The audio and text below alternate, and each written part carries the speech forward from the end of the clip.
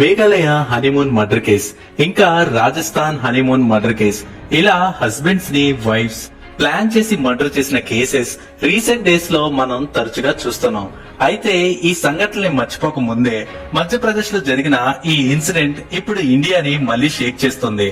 తన హస్బెండ్ ని చంపడానికి తన భార్య చెప్పిన కారణం వింటే మైండ్ పోతుంది. ఈ ఇన్సిడెంట్ మధ్యప్రదేశ్ స్టేట్ లో గొండికేడా విలేజ్ లో జరిగింది.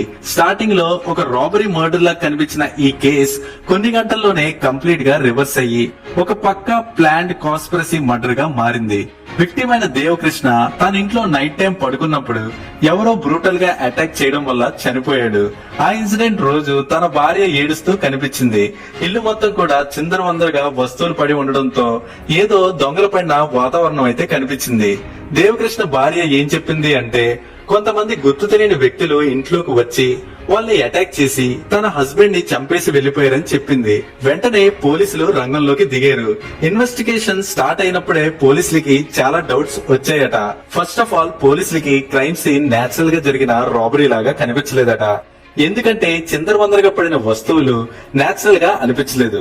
ఎవరో కావాలనే ఇలా వస్తువుల్ని పడేశారు అని అనిపించింది. ఇది పోలీసుల ఫస్ట్ అండ్ స్ట్రాంగ్ డౌట్.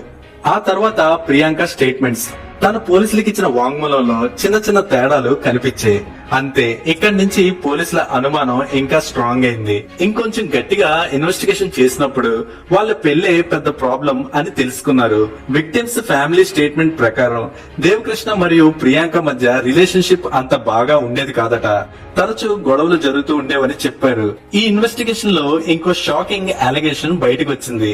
అదేంటంటే రిపోర్ట్స్ ప్రకారం ప్రియాంక తన హస్బెండ్ అపీరెన్స్ అంటే తన రంగుని ఎప్పుడు హేళన చేసేదని వాళ్ళ ఫ్యామిలీ మెంబర్స్ చెప్పుకొచ్చారు. నువ్వు నల్లగా ఉన్నావు, ఐ డిజర్వ్ బెటర్ అని చాలా సార్లు అనేదట. అలాగే చాలా సార్లు డివోర్స్ కూడా అడిగిందని వాళ్ళ ఫ్యామిలీ మెంబర్స్ చెప్పారు. అంటే ఆల్మోస్ట్ ఈ మర్డర్ కు ముందే వాళ్ళ మ్యారేజ్ లైఫ్ కొలాప్స్ అయింది. ఇంతలోనే ఈ స్టోరీలో ఇంకో బిగ్ ట్విస్ట్ బయటపడింది. పోలీస్ ఇన్వెస్టిగేషన్ లో తెలిసింది ఏంటంటే, ప్రియాంకకి కమలేష్ అనే ఒక వ్యక్తితో 2020 నుంచే రిలేషన్షిప్ ఉందని, ఈ అఫైర్ గ్రాడ్యువల్ గా సీరియస్ అయ్యి వాళ్ళిద్దరూ కలిసే దేవకృష్ణ అడ్డు తొలగించాలనుకున్నారని పోలీసుల అలిగేషన్. అప్పుడే ఈ కేసు రాబరీ నుంచి డైరెక్ట్ గా లవ్ అఫైర్ కాన్స్పిరసీ మర్డర్ కి షిఫ్ట్ అయింది. పోలీసుల వర్షన్ ప్రకారం ఈ మర్డర్ ఏదో అప్పటికప్పుడు జరిగింది కాదని, ఫుల్ గా ప్లాన్ చేసిన ఆపరేషన్ అని చెప్పారు.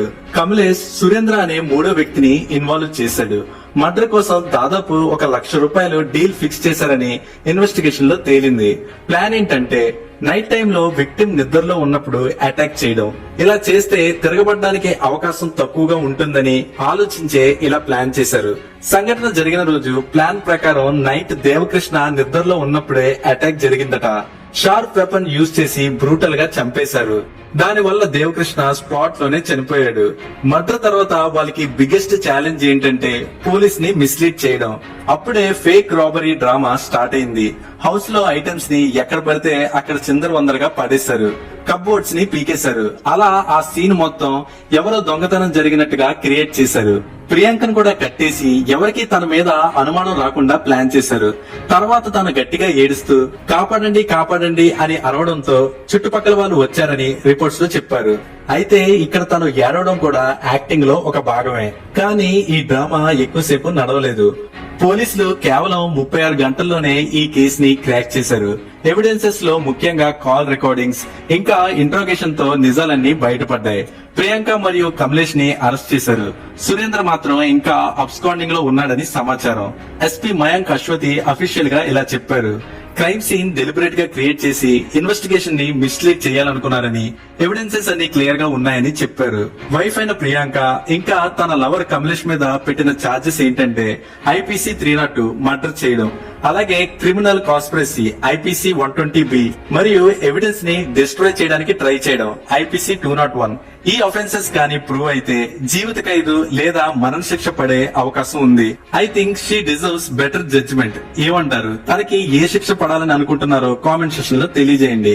ఈ కేసులన్నీ చూస్తే తమ సంతోషంగా ఉండడం కోసం భర్తల్ని చంపడానికి కూడా వెనకాట్లేదు భార్యలు. అయితే ఇక్కడ ఒక విషయం మర్చిపోతున్నారు. తప్పు ఎప్పటికైనా బయటపడుతుంది. మీకు ఆ బంధం నచ్చకపోతే గట్టిగా విడిపోవడానికి ట్రై చేయండి. ఎందుకంటే చంపడానికి ఉన్న ధైర్యం ఫైట్ చేయడానికి ఉండదా?